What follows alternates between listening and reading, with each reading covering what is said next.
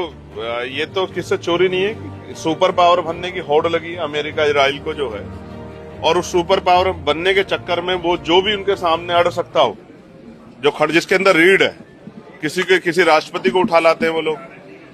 और उन्होंने जिस तरह ईरान के साथ किया, ये तो किससे छिपा हुआ नहीं है कि ईरान उनके सामने झुक नहीं रहा था। जिस तरह से उनके जो सीनियर नेता थे उनके घर पे बम गिरा के उन्होंने उनकी हत्या कर दी है। मैं एक बात बहुत इंपॉर्टेंट कहना चाहता हूं और मीडिया के बंधुओं के माध्यम से इसलिए कहना चाहता हूं कि दूर तक जाए। देखो, ये एक शुरुआत है। जब किसी को इस तरह का बल मिलता है तो उसको ये ऐसा लगता है कि वो किसी को भी कुचल सकता है। ट्रंप ने जिस तरह से हमारे प्राइम मिनिस्टर के बारे में भी बार बार कहा कि हम उनका कैरियर खत्म कर देंगे, टैरिफ लेकर ही रहेंगे, मैं ये बात कहना चाहता हूं, ये भारत है, हमारी सरकार से वैचारिक विरोध है, उनकी नीतियों का विरोध है।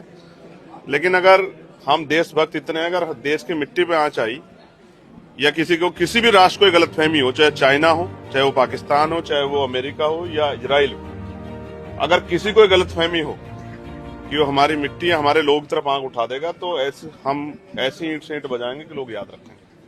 हमारे देश से बढ़ के हमारे लिए कुछ नहीं, चाहे वो अमेरिका हो या इजराइल हो। जिस तरह उन्होंने फिलिस्तीन को कुचला है, जिस तरह वो ईरान को कुचल रहे हैं, अगर उनको ये गलतफहमी हो कि वो भारत की तरफ भी आंख उठा लेंगे, तो भारत की मिट्टी में वो बल है कि जगह नहीं मिलेगी छिपने के लिए। हम अपने देश के लिए हर कुर्बानी देने के लिए तैयार। वैचारिक विरोध, राजनीतिक विरोध अपना अलग जगह है, लेकिन हमारा देश कमजोर नहीं है। ये मेरी तरफ से चेतावनी अमेरिका इजराइल दोनों को कि वो हद में रहें। ये जो आंखें उन्होंने दिखाई हैं, क्यों दिखाई हैं, ये सब जानते हैं। भारत है ये, इसका इतिहास याद रखें। अंग्रेजों को खदेड़ दिया था इस भारत ने।